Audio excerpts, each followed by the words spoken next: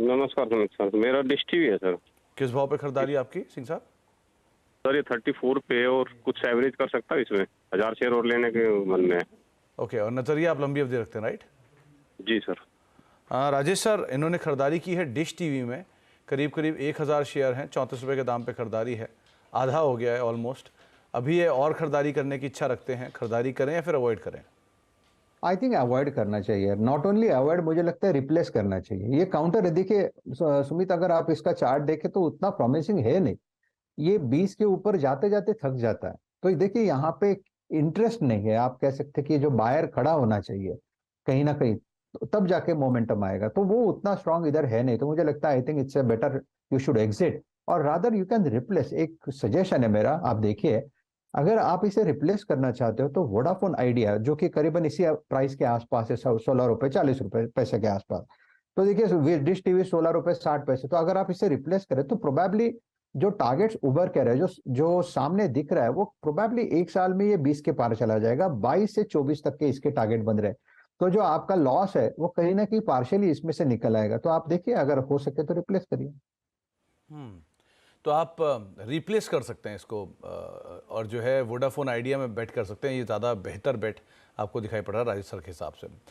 अब गुरुग्राम से सटे दिल्ली, राम गुप्ता हमारे साथ वहाँ पे मौजूद हैं। गुप्ता साहब नमस्कार। नमस्कार। नमस्कार गुप्ता साहब, क्या सवाल है आपका? मेरे पास 50,500 शेयर केनरा बैंक के हैं, 11 रुपये 80 पैसे का भाव है। तो ये खरीदारी कब की थी आपने गुप्ता साहब? ये है जिस दिन इलेक्शन का रिजल्ट आया था उस दिन खरीदी थी। और इतनी बड़ी क्वांटिटी, कोई खास वजह? बस ऐसा ही ओके। 5-10 रुपये मिलता तो हम इसमें पैसे बुक कर लेते हैं। चलिए, फिलहाल तो 11-12 रुपये मिल रहे हैं। आपने बुक नहीं किया अभी तक? नहीं, कल डिविडेंड आ रहा है, डिविडेंड खाने की इच्छा है और 30-35 रुपये का भाव चाहते हैं। हो जाएगा कि नहीं हो जाएगा? ओके, तो अगर डिविडेंड मिलेगा गुप्ता साहब आपको, तो वैसे भी एक्स हो जाएगा। तो अगर मान लिया 2 रुपये डिविडेंड भी आया तो 2 रुपये नीचे आ जाएगा शेयर का दाम। तो उसमें कोई दिक्कत नहीं है, फिर आप टाइम दे सकते हैं इसे। हाँ हाँ। ओके, तो राजेश सर, करीब करीब 50,500 शेयर खरीद रखे हैं केनरा बैंक के। 111 रुपये 80 पैसे के दाम पर ही खरीदारी है। 123 रुपये चल रहा है, 12 रुपये पर शेयर मिल रहा है ना। ये इसमें 30 से 35 रुपये के गेंस की इच्छा रखते हैं। आप क्या राय रखते हैं? देखिए सुमित, एक थोड़ा मैं पूछना चाहूंगा कि अगर जैसे कि इतनी क्वांटिटी है तो कौन सा लेवल टूटेगा तो दिक्कत होगी? गुप्ता साहब सुन पा रहे हैं आप? हाँ हाँ। अगर आपको मतलब मान लीजिए कोई गिरावट आती है तो आप कहाँ तक इसका लॉस बियर कर सकते हैं? नहीं, लॉस में बेचते ही नहीं है, पड़ा रहता है। अच्छा, फिर पढ़ाई रहने देते हैं इसको थ्रू आउट लाइफ के लिए। हाँ हाँ। चलिए हाँ। राजेश सर, अब क्या कहेंगे आप? देखिए हम लोग ना, सुमित, मुझे एक वो पुरानी बात याद रही है कि एक इन्वेस्टमेंट होता है वो टेक्निकल से होता है, एक होता है वो फंडामेंटल से होता है, और एक होता है वो दिल से होता है। तो ये दिल से वाला इन्वेस्टमेंट है। तो स्टॉप लॉस आपको रखना पड़ेगा, वो भी दिल से रखना पड़ेगा। आपने जो काउंटर चुना है वो अच्छा चुना है, मैं बिल्कुल मानता हूँ, कोई दिक्कत वाली बात नहीं है। लेकिन आपका जो कैलकुलेशन है, वो जो कैलकुलेशन पे थोड़ा मेरा थोड़ा लॉजिक अलग बैठता है। कि देखिए हम लोग कैलकुलेशन तो रखते हैं, लेकिन अगर वो सस्टेन कैलकुलेशन हमारे साथ और हमारे मुताबिक नहीं होता तो क्या, ये पहला सोचना पड़ता है। तो अगर मेरे हिसाब से आप अगर इस कैलकुलेशन के साथ कर रहे हो कि मुझे 135 का भाव मिले, तो थोड़ी सी मुझे लगता है दिक्कत हो सकती है। प्रोबेबली आपको 135 नहीं मिलेगा, 127 और 130 मैक्सिमम एक स्विंग आ सकता है, जहां पे आपको प्रॉफिट बुकिंग करनी है। अभी तक पीएसयू बैंकिंग में मूव नहीं आया है। एसबीआई में अगर वो मूव मिलता है तो ऑब्वियसली बैंक ऑफ बड़ौदा और कैनरा में आता है। लेकिन फिलहाल तो अगर आप देखो एसबीआई तो सबड्यूड है। तो कहीं ना कहीं लगता है कि अगर सबड्यूड है और अगर नहीं चलता है तो एक बार के लिए प्रेशर में आता है, तो ये उल्टा भी घूम सकता है। इसीलिए मैंने कहा कि आपको कौन से लेवल के नीचे आता है तो दिक्कत है। तो ये जो स्ट्रैटेजी है आपकी, वो थोड़ा सा आप संभाल के काम करें। 115 का स्ट्रिक्ट स्टॉप लॉस रखे, 127 से लेके 130 के आसपास की जो रेंज है, अगर मिलते तो एक बार के लिए प्रॉफिट बुकिंग करें। आपकी क्वांटिटी ज्यादा है, इसलिए ये एडवाइस है। आपको राय दी गई है राजेश सर की तरफ से, आप उसे अकॉर्डिंगली फॉलो कर सकते हैं। अब सूरत चलते हैं, वहां पर रमेश जी हमारे साथ मौजूद है। रमेश जी नमस्कार। हाँ बोलिए। रमेश जी, सवाल क्या है आपका? हाँ हाँ, वो अभी बोला ना, ब्लिस टीवीएस फार्मा और फिनोलेक्स इंडस्ट्रीज, और दोनों में नजरिया क्या है आपका Ramesh ji? Long term. Okay, तो ब्लिस लॉन्ग में होल्ड ही करता हूँ ये। ओके, वैसे आप स्टॉक्स होल्ड ही करते हैं। सो राजेश सर, ब्लिस जीवीएस करीब 98 के दाम पे खरीदारी है, 1700 शेयर है, 104 के आसपास ये भी कामकाज कर रहा है, लंबी अवधि का नजरिया है, 6, साढ़े 6, 7 रुपये का मुनाफा है, क्या करना चाहिए ना? सुमित जी देखिए, ब्लिस का अगर आप चार्ट देखें तो इसमें करेक्शन हुआ है, 150 का इसका भाव था और वहां से ये करेक्ट होते होते 100 के आसपास, तो आप कह सकते हैं कि 50% तो ऑलमोस्ट इरेड हो चुका है, 40% अगर आप हिसाब से देखें तो मुझे लगता है इतनी बड़ी करेक्शन के बाद अभी काउंटर अपनी इंपॉर्टेंट क्लस्टर पे खड़ा है अकॉर्डिंग टू वीकली चार्ट। तो this is obviously not the level to exit long, probably इस लेवल से एक रिलीफ रैली मिलनी चाहिए 125 तक। तो for me it's a hold, आपको एक स्टॉप लॉस रखना पड़ेगा 95 का। तो 95 के स्टॉप लॉस साथ आप बने रहें यहाँ पर, ज़्यादा बेहतर है। गिरिराज सिंह साहब ने एक सवाल पूछा है, इनके पास एयू स्मॉल फाइनेंस बैंक की कॉल है, 660 की कॉल है, और टाटा कंज्यूमर की भी 1150 की कॉल है, क्या करना चाहिए इन्हें राजेश सर?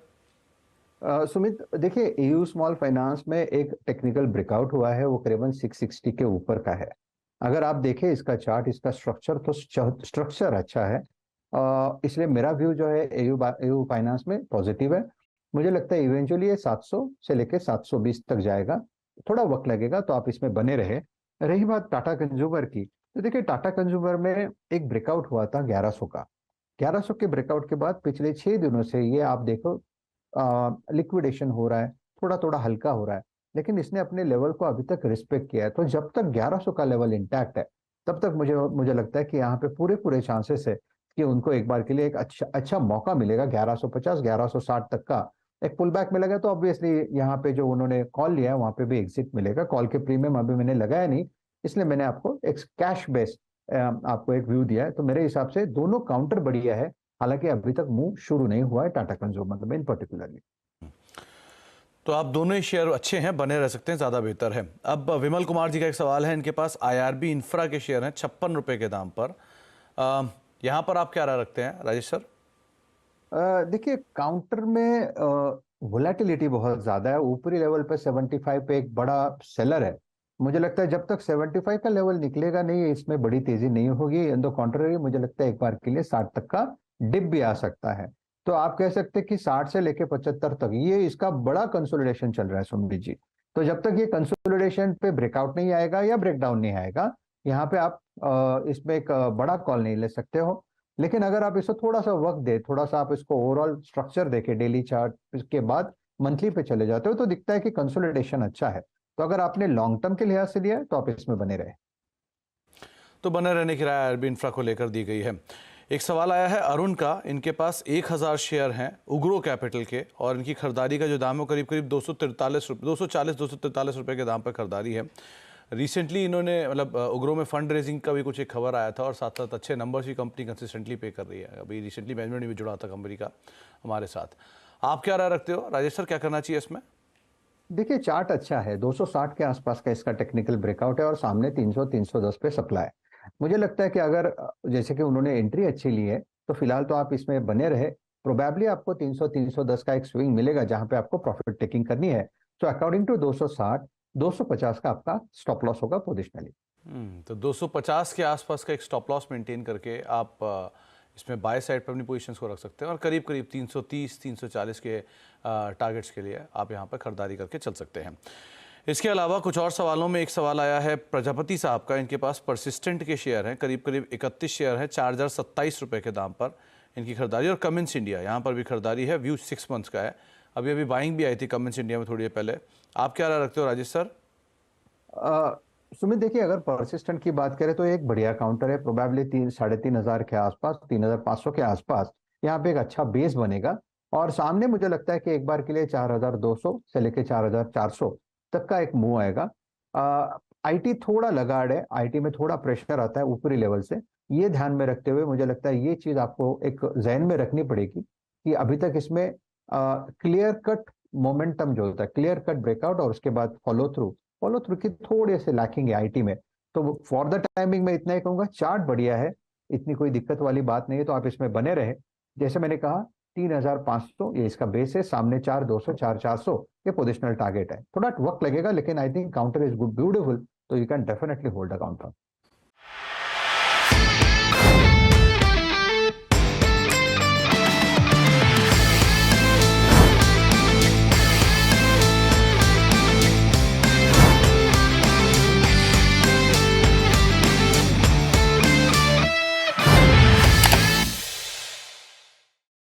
बता दें कि मनी कंट्रोल पर दिए गए विचार एक्सपर्ट्स के अपने निजी विचार होते हैं। वेबसाइट या मैनेजमेंट इसके लिए उत्तरदायी नहीं है। यूजर्स को मनी कंट्रोल की सलाह है कि कोई भी निवेश निर्णय लेने से पहले सर्टिफाइड एक्सपर्ट की सलाह लें।